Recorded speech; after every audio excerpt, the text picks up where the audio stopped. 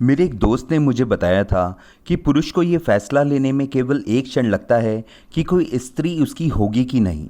वह तय कर लेता है कि प्यार का मतलब है ऑब्सेशन और कंट्रोल। प्यार का मतलब है किसी स्त्री को हासिल करना, फिर भले ही वह ना कहती हो। प्यार का मतलब है वह उसके सिवा किसी और की नहीं हो सकती।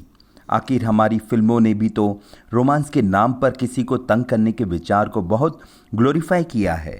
मेरा वह दोस्त एक लड़की पर नज़र रखता था। फिर उसने उसे मैसेज और कॉल करना शुरू किया। जब लड़की ने रिस्पॉन्स नहीं दिया तो वो उसे बुरे शब्द कहने लगा। उसके दोस्तों और सहकर्मियों को अनुचित मैसेज भेजने लगा। उसे उसके बारे में सब पता था। उसे पता था कि वह कब क्या करती है। उसके घर आने का समय, उसके ऑफिस जाने का समय, taxi stand, beauty salon, club, cafe के बाहर खड़ा रहता था।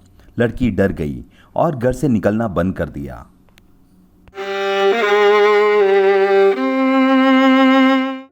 उसकी मानसिक दशा बिगड़ गई और वह आत्महत्या के बारे में विचार करने लगी।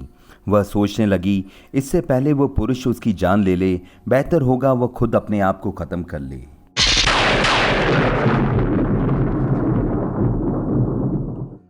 दोस्तों, आप ये सुनकर सोच में डूब गए हैं तो जान लें, यह कोई असामान्य घटना नहीं है।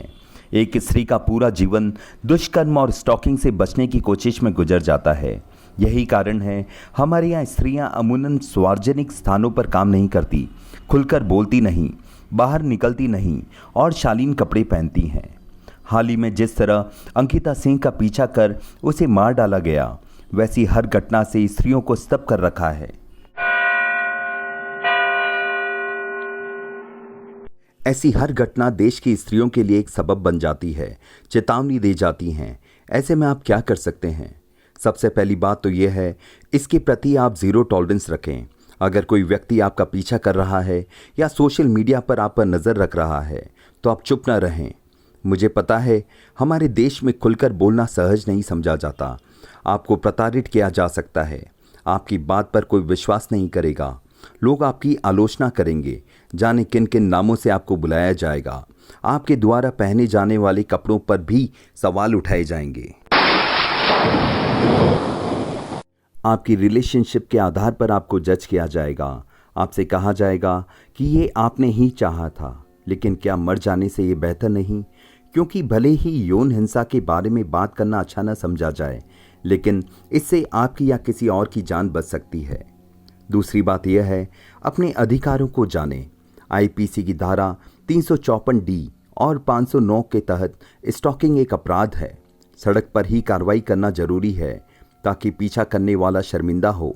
किसी पुरुष के पास जाकर ये कहना सरल नहीं है कि ये सब करना बंद कर दे, इसलिए सबूत जुटाएं। अपने रिश्तेदारों और दोस्तों को सूचित कीजिए। पुलिस या महिला आयोग में शिकायत दर्ज कराइए। तीसरा, मोबाइल एप्लीकेशंस का इस्तेमाल करें। आज हमारे पास हर एप्लीकेशन है, तो क्यों ना अपनी सुरक्षा के लिए इनका इस्तेमाल करें। सेफ सिटी, सेफ्टी पिन या रक्षा जैसे एप्लीकेशंस आजमाएं। सेफ सिटी में किसी भी शहर या कस्बे में मौजूद दुर्व्यवहार के हॉटस्पॉट की पहचान की जाती है।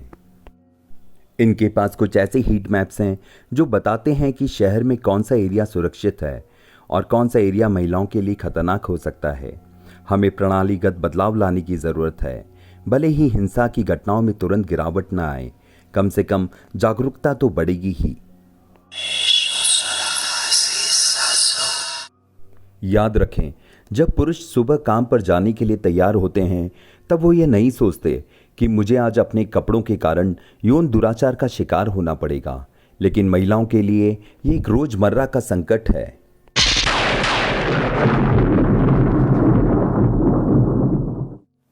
नारी को अपनी शक्ति को पहचानना होगा, उसे अपने अधिकारों को समझना होगा, किसी भी अन्याय के खिलाफ आवाज उठानी होगी।